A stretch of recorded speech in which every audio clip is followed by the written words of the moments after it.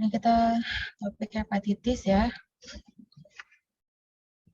Gantikan Prof. Lukman ya. Jadi hepatitis, hepar atau di hati, iron is ada inflamasi ya. Jadi inflamasi di hati. Penyebabnya sangat banyak, bisa obat-obatan, alkohol, beberapa obat tertentu ya. Untuk beberapa paling sering itu virus yang dinamakan hepatitis virus.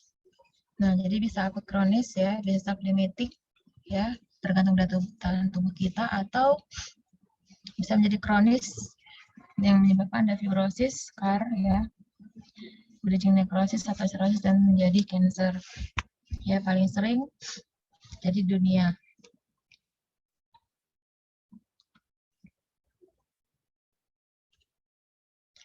Ya, jadi diakibatkan adalah kerusakan yang luas dari sel hepatosit ya, dengan adanya perubahan-perubahan inflamasi. Jadi pada akut ya, kerusakan sentriobular atau meluas ya, menghasilkan nekrosis masif pada parenkrim hati, menyebabkan bisa jadi gagal hati atau fungsi hati terganggu.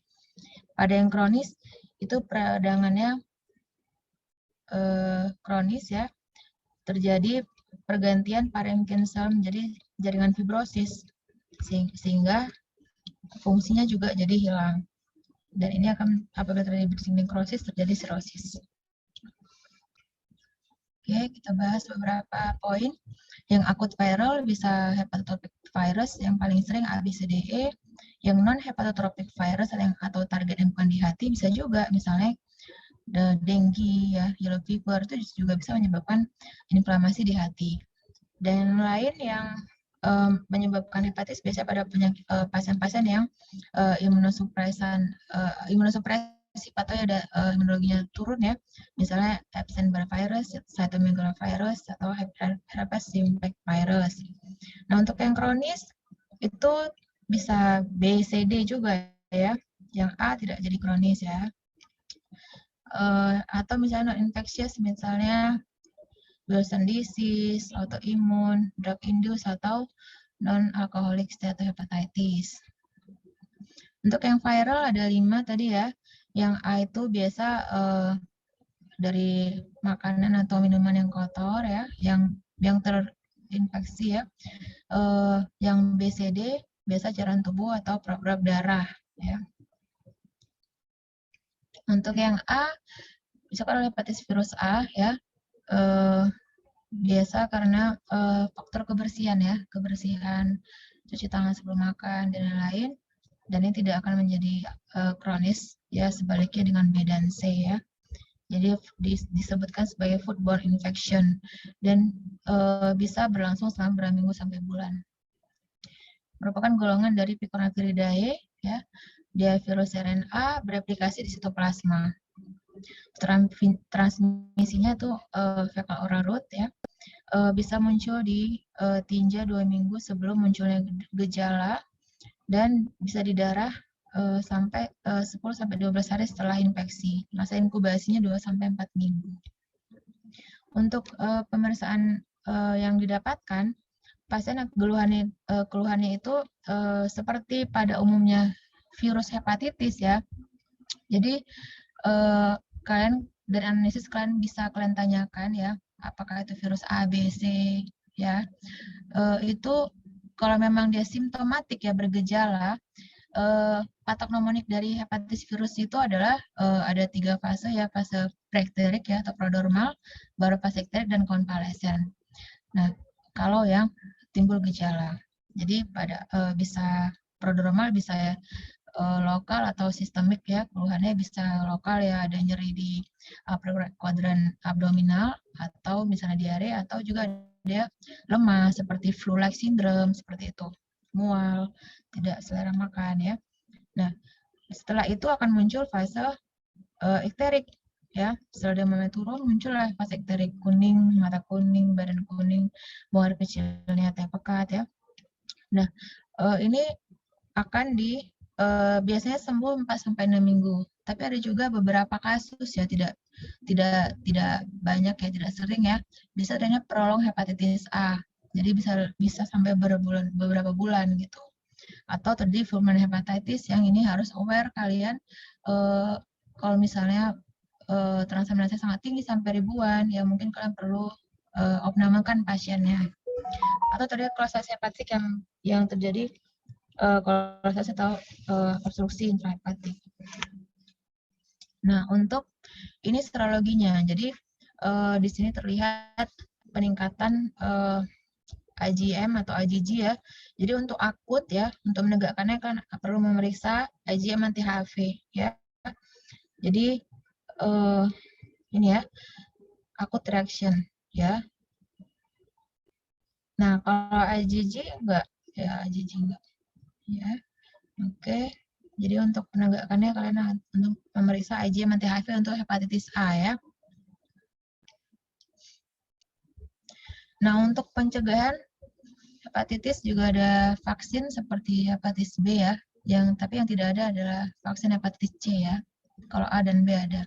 Jadi pemberiannya bisa pemberian dua dos ya. Bisa jarak 6 bulan ya. Bisa ada beberapa vaksin yang bisa digunakan. Jadi proteksinya lumayan sampai bisa dikatakan sampai 10-20 tahun. Nah, untuk hepatitis B, ini tadi yang RNA nih, B adalah DNA virus ya.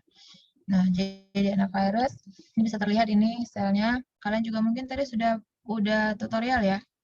Mungkin kalian juga sudah membaca ya, tadi waktu di pleno pakar juga ya.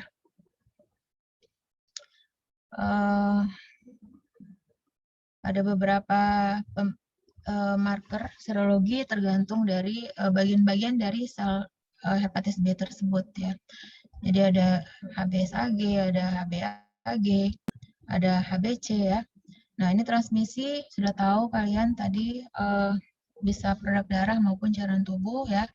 Penularan melalui seksual kontak, transfusi darah, jarum suntik yang berpindah dari yang pasien orang yang terinfeksi atau dari prenatal transmission dari ibu ke anaknya. Nah, jadi B ini bisa akut dan bisa kronis. Jadi akut kronis 6 bulan cut-off-nya ya. Jadi kalau misalnya daya tahan tubuhnya baik, dia 85% akan sembuh sendiri ya untuk B.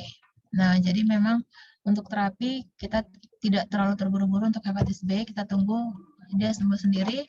Lalu pada hepatitis B yang kronis, nanti akan dilihat dia masuk yang kategori yang mana. Apakah yang ada indikasi indikasi terapi pemberian interferon atau nukleus analog atau tidak perlu. Gejala sama ya dengan virus yang lain kalau simptomatik. Tapi perlu diingat B, C yang kronis lebih sering asimptomatik datang ke kita saat sudah menjadi sirosis atau bahkan cancer. Nah, jadi di sini seperti kita sebutkan tadi, hati-hati pada anak-anak ya, pada ibu yang hamil ya, harus screening. Hepatitis biasa di puskesmas juga ada tuh. Jadi kalau misalnya emang ibu-ibu hamil itu di screening, kalau dia positif HBsAg, perlu diperhatikan nanti trimester ketiga dicek DNA-nya ya, dicek DNA, terus dilihat kalau dia ada 10/5 kita kasih terapi. Gunanya bukan untuk mengobati ibunya, tetapi adalah untuk mengurangi penularan ke anak yang dilahirkan nanti. Kenapa? Karena bayi baru lahir belum ada imunnya. Artinya kalau dia kena 95% akan menjadi kronis. Nah, 95%, kasihan. Ya. Sementara kalau kita paling 5%, 90% sembuh sendiri. Ya, itulah pentingnya kalau memang ibunya positif, anaknya 12 yang pertama harus mendapatkan vaksin dan imunoglobulin.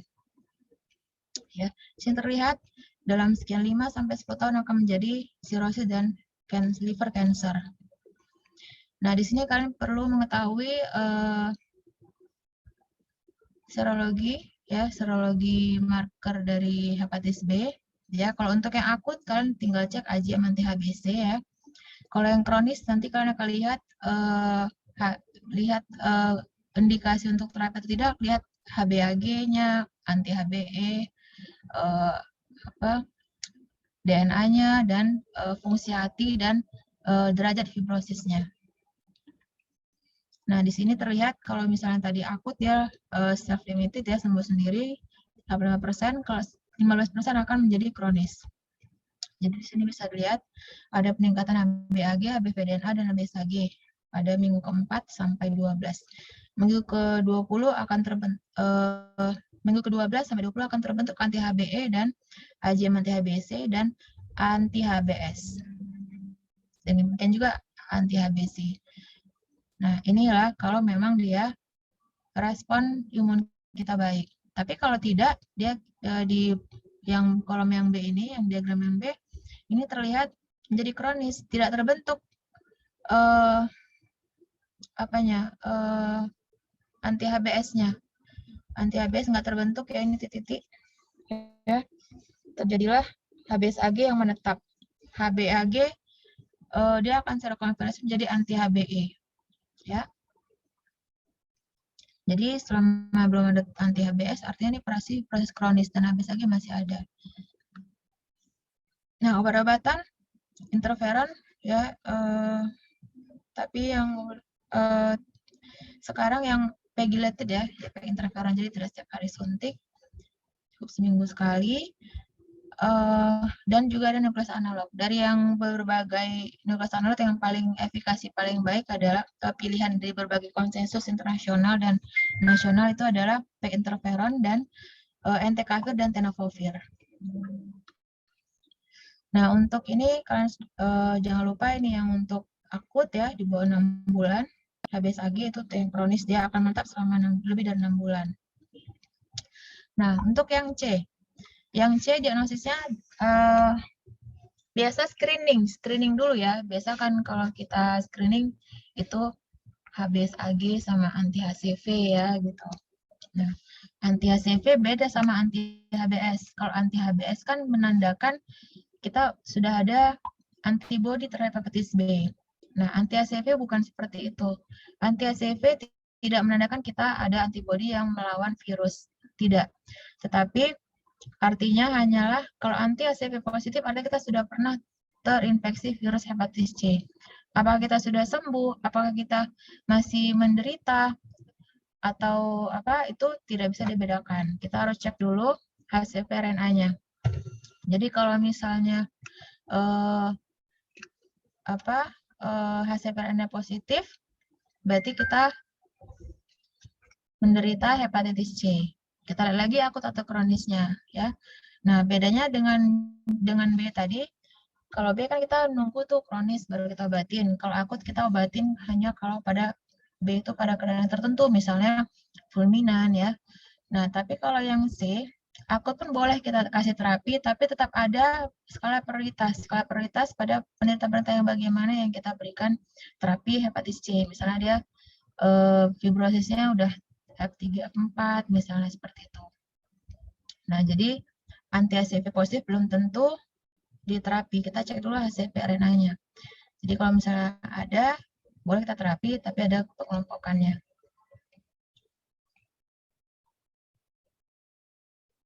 Ini ya. Jadi positif HCV RNA bisa akut, bisa kronik, tergantung simptom dan gejala. Kita lihat lebih dari 6 bulan namanya kronis. Kalau negatif anti-HCV positif HCV RNA mungkin pada pasien-pasien yang imunosupresan, dia nggak bisa membentuk antibodi ya. Nah, jadi kalau untuk terapi hepatitis C dari dulu itu sangat banyak sekali perjalanannya, mulai dari interferon ribavirin, baru boceprevir, tenofovir, lalu terakhir ini direct acting antiviral yang berdasarkan sofosbuvir ya. Nah, jadi ini ada beberapa genotype, 6 genotype, tapi yang kadang-kadang pemeriksaan kita susah ya di BPJS ini, genotype pun juga susah, jadi yang paling sering dan tersedia obatnya ya, jadi intinya memang kalian perlu merujuk lah ya kalau ada hepatitis B sama C, karena obat-obatan tersedia biasa di TPA. Di PB pun nggak semua ada tersedia nih obat hepatitis B sama C, jadi mungkin kalian perlu merujuk ya kalau misalnya ada pasien B atau C. Jadi untuk yang pemberian yang bisa ke semua genotype ini saat ini dikatakan adalah regimen Sofodacla ya, sofosbuvir daclatasvir. Pemberiannya dibedakan pada yang non-sirosis dan yang sirosis. Kalau yang non-sirosis 12 minggu atau 3 bulan, kalau yang sirosis dia bisa 24 minggu atau 6 bulan dengan atau tanpa ribavirin ya. Jadi kalau dengan ribavirin cukup 12 minggu, kalau tanpa ribavirin dia diberikan selama 24 minggu atau 6 bulan. Ya, ini ya. Nah, lalu yang non-viral yang paling sering itu novel, yaitu pada pasien-pasien metabolic syndrome misalnya ya. Di sini kalau kita lihat non-alcoholic fatty liver ya. Jadi ada yang alkoholik, ada non-alkoholik. Non-alkoholik ini adalah yang diakibatkan oleh metabolic syndrome. Ini pun diagnosa definitif adalah liver biopsi, tapi tidak semua pasien akan kita liver biopsi ya, tergantung. Dan ini pun kita dapatkan diagnosis ini kadang-kadang insidental ya. Misalnya pasien screening, pasien merasa tidak enak di upper quadrant ya, minta USG, ternyata ada berat echo, ternyata sudah diffuse fatty liver ya. Atau ada pemeriksaan transaminasi yang meningkat sedikit. Jadi kita diagnosa biasanya dengan ultrasonografi, peningkatan ALT dan AST dengan rasio 1,5 ya, atau gamma GT meningkat, dan alkalin fosfat jarang ya. Alkalin fosfat lebih sering pada obstruksi ya. Nah, terapinya untuk obat-obatan tidak ada yang secara galan, tidak ada yang betul-betul level A gitu ya. Kebanyakan yang paling baik adalah lifestyle modification, berat badan turun, diet, olahraga ya. Farmakologi ini diindikasikan pada NAS dan apabila ada fibrosis, yang misalnya vitamin, metformin, dan gitu. Terima kasih. Pada pertanyaan sampai sini.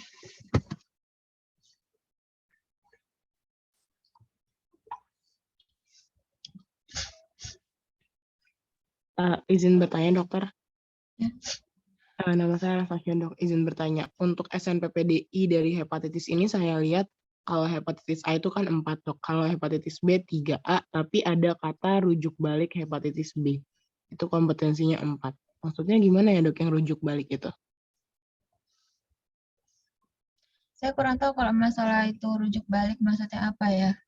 Karena setahu saya nggak tahu kalau di vaskes tingkat pertama atau tipe C ada obat-obat hepatitis B.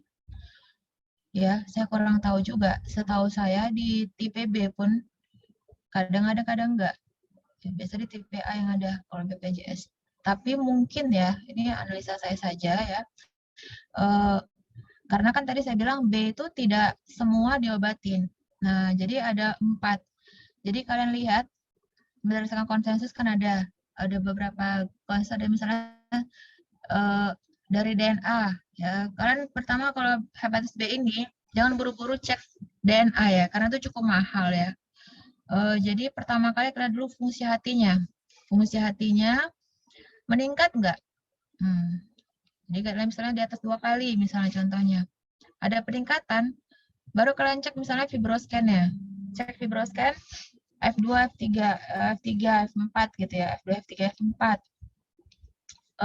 Atau DNA-nya di atas 10 pangkat 4 atau 10 pangkat 3, tergantung dari HbAg positif atau HbAg negatif ya.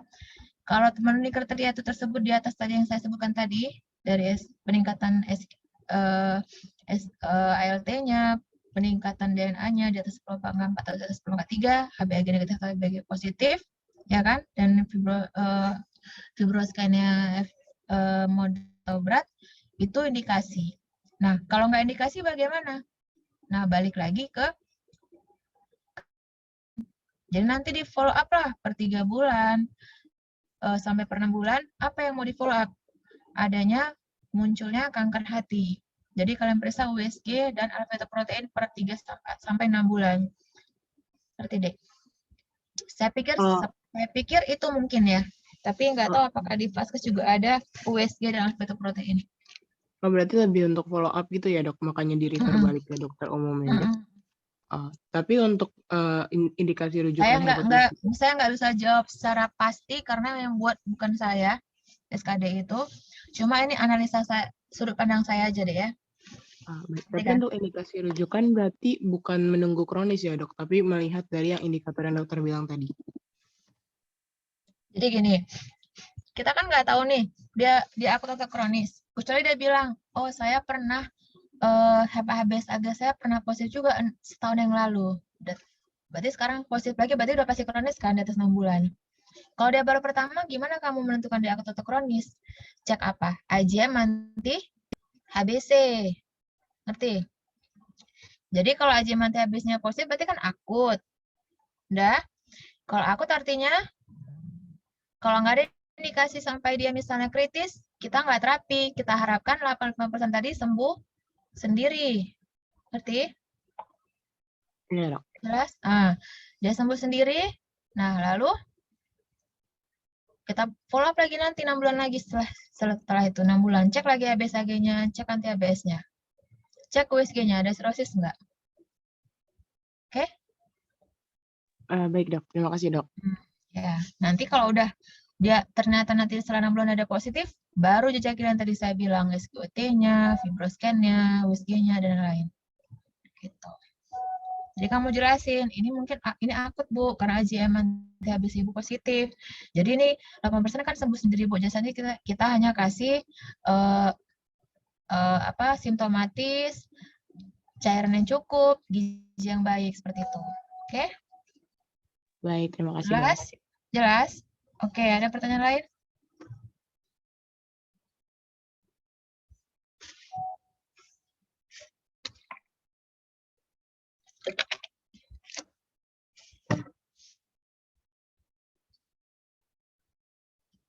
Ada, Dek?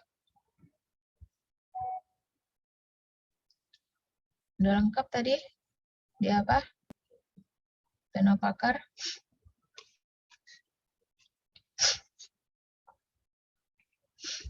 Tunggu ya, coba saya.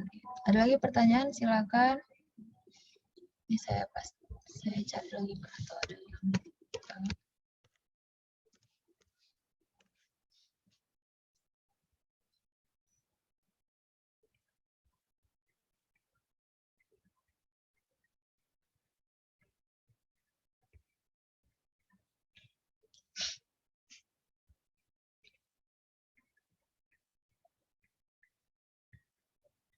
silakan, ada pertanyaan lain? Atau udah mantap tadi gara-gara ini? Apa? Tenopakar.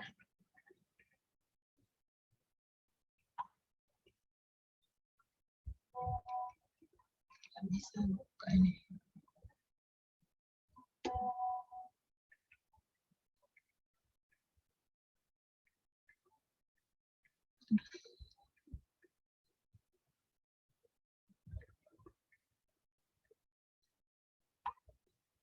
Sepertinya cukup, Dok. Apa? Sepertinya tidak ada, Dok. Nggak ada, udah pintar semua. Nanti saya tanya nggak tahu kayak mana. Mau saya tanya? Sejauh ini belum ada, Dok. Sejauh ini belum ada.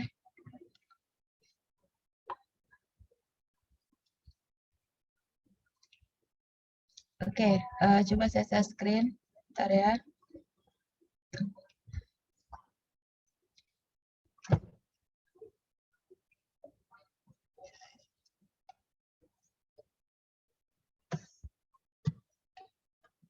Nih ya, ini untuk yang tadi saya bilang kan ada prioritas, skala prioritas ya. Nah ini, jadi indikasi semua. Jadi bedakan dengan hepatitis B. Hepatitis B kita tunggu kronis. Kenapa? D mas sadaran kok laki-laki ya?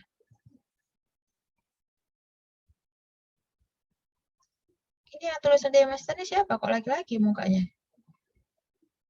Oh, ini akun dari Miu, Dok. Oh Meu, oh ya Allah, pikir Kak Ita. Oke, jadi ini Dek ya, jadi beda dengan tadi B ya, karena C kan hanya 15% tuh yang bisa badan imun kita bisa membunuh hepatitis C. 85% jadi kronis, makanya pada hepatitis C boleh pada akut kita kasih obat DAA ini. Jadi seluruh pasien naif itu artinya belum pernah dapat terapi atau treatment experience artinya udah pernah dapat terapi. Baik kompensata maupun dekompensata. Nah, tapi jangan lupa tadi sama dengan B, interferon tidak boleh pada yang sirosis. Ya, terutama dekompensata ya. Jadi di sini prioritas terapi di fibrosis berat, Metapir score F3, F4, ada koinfeksi HIV dan B. Nah, jadi jangan lupa kalian, kan penularan HIV, hepatitis B dan C itu sama, ya. Jadi setiap kalian mau terapi B atau C, kalian harus screening juga hepatitis HIV-nya dan hepatitis B atau C-nya, ya. Karena dia bisa koinfeksi HIV atau apapun B. Nah, jadi terapi prioritasnya tadi fibrosis berat, ada koinfeksi, ada transplantasi organ, metabolic syndrome, ya. Atau resiko tinggi menularkan virus, misalnya kita yang kerja di kesehatan misalnya seperti itu, ya. Nah, lalu yang dipertimbangkan itu sedang F2. Dapat ditunda apabila hanya ringan atau tidak ditemukan fibrosis. Atau misalnya dia udah mau meninggal nih gara-gara gagal jantung, ya untuk apa kita kasih lagi DA-nya, atau dia faktor penyakit lain tuh saya memang sudah hopeless, ya, prognosis sangat jelek, survival rate-nya sangat rendah. Oke, itu tambahan dari saya.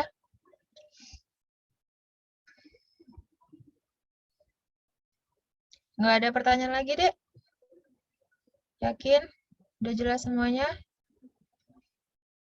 Izin dok, Dedi, nggak mau naik, Dedi? izin bertanya. Siapa yang bertanya? Dava dok, Dava, ya, silakan. kalau misalnya ada indikasi pasien nih datang, Kalau nanya buka kamera dong. baik dok. Nah. Oke, Dava, apa Jadi cerita? kalau misalnya ada pasien yang kita ngiranya dia hepatitis, kemudian kita langsung periksa. Hepatitis apa nih? Hepatitis apa nih? Enggak, kita kan belum tahu nih dok. Kan biasanya kalau dari anamnesis saja, kalau misalnya emang makanannya nggak Kan bagus ini itu. kita kan belajarnya dari gejala. Maksud kamu hepatitis gejalanya apa? Ya, datang ke kamu apa? Gejalanya apa? Kuning gitu. Iya dok. Tapi kita mikirnya dia ini pasiennya hepatitis nih pasti nih. Kan kita butuh. Kenapa hepatitis? Saya tanya kenapa hepatitis? Karena jaundice dan urinnya pekat gitu dok. Oke, obstruktif jaundice rupanya nggak kayak gitu. Iya. Itu yang saya bilang, gejala patonemonik virus hepatitis viral. Ada fase prodromal, ikterik, dan konvalesen. Oke, misalnya itu datang ke kamu, terus pertanyaan kamu? Terus kita untuk memastikan jenis hepatitisnya, kita langsung periksa yang kayak misalnya anti HVGM, terus kemudian HBC, IgM gitu-gitu nggak dok? Atau maksudnya kita langsung periksa serologi markernya atau gimana? Oke, jadi kalian sebagai dokter selalu namanya memeriksa pasien secara sistematis dan komprehensif, ya kan? Step by step, anamnesis, pemeriksaan fisik, pemeriksaan penunjang, dan terapi, edukasi, gitu ya. Nah, jadi itu biasanya pada pasien yang nggak gawat. Tapi kalau pasien yang nggak sadar atau misalnya shock, tentu kamu langsung ke resusitasi dong atau RJPO gitu ya. Tapi kalau kamu ada waktu, pasiennya keluhannya badan kuning, kencing tak pekat, kamu boleh anamnesis. Kira-kira dia oral fecal route nggak? Berarti ke A kan? Atau kalau B sama C itu perah darah, ya kan? Kamu tanyakan faktor risikonya tadi. Apakah dia free sex, tato, suntik, transfusi darah, dan sebagainya.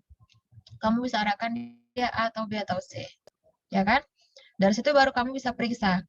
Kalau yang A tadi IgM anti-HV. Kalau B sama C tadi HBsAg sama anti-HCV. Itu dulu, screening dulu. Kalau ada fasilitas kamu baru pemeriksaan sebelum pemeriksaan kamu pemeriksaan fisik dulu. Ada nggak hepatomegalynya, ada limfa splenomegaly atau enggak, ya? Ya, Dava?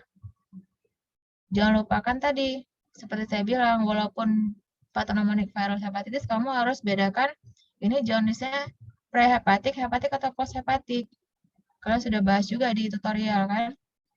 Kalau misalnya dia prehepatik, kamu lihat darah rutinnya, MCV, MCA, MCAC, umurnya berapa, muda nggak? Ada nggak kemungkinan thalassemia misalnya? Atau dia ada daerah endemis malaria, kamu lihat apalagi ada splenomegaly, limpanya membesar. Jangan-jangan malaria, tapi biasa malaria urinnya tidak teh pekat. Yang urin teh pekat itu adalah direct dari bilirubin ya, itu artinya hepatik atau post hepatik gitu. Jadi memang anamnesis kamu harus kuat ya, Dava. Gitu. Jelas? Jelas dok. Kemudian dok, kalau misalnya ibu, izin pertanyaan lagi dok, kalau misalnya ibu terinfeksi hepatitis, ada kemungkinan nggak dok bayinya itu nggak terinfeksi dok? Kenapa? Pertanyaannya gimana? Kalau misalnya ibunya terinfeksi hepatitis, ada kemungkinan nggak bayinya itu nggak terinfeksi dok? Ada kemungkinan, ada. Makanya tadi tergantung tadi virulensi kumannya pada ibu. Makanya tadi saya katakan kalau ibu hamil trimester ketiga dicek HBV DNA-nya. Bukan untuk mengobati ibu, tapi untuk menurunkan risiko penularan kepada bayinya. Jadi kalau di atas 10/5 kita kasih obat supaya menurunkan risiko bayinya kena. Apapun itu hasilnya tetap kita harus sebelum 12 jam harus dikasih imunoglobulin dan vaksin hepatitis B pada bayinya. Jelas? Baik dok, itu aja dok. Terima kasih banyak dok. Ya, ada yang lain? Dedi, tanya jangan nyanyi aja. Mana si Dedi? Tadi ada. Iya, dok. Sejauh ini tidak Dedi, ada. ada nanya Dedi. Sejauh ini belum ada dokter. Sedekat ini nggak ada juga? Kalau nggak saya yang bertanya ya. Kalian udah pada vaksin belum? Hepatitis A sama B?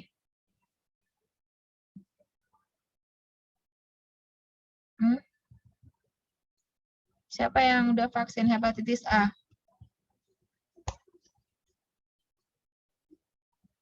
Nggak ada? Bisa vaksin nanti kalian. Proteksinya cukup baik ya, sampai bertahunan gitu. Apalagi kalau misalkan nanti mau jalan-jalan keluar daerah endemis hepatitis A, itu bisa ya. Yang B udah semua ya, harus nanti biasanya sebelum koas harus vaksin hepatitis B semua ya kan? Wajib ya. Karena ada beberapa kasus tuh koas tertusuk jarum loh waktu nyuntik pasien. Jadi kalian semua harus vaksin dulu hepatitis B ya deh ya, sebelum koas nanti ya.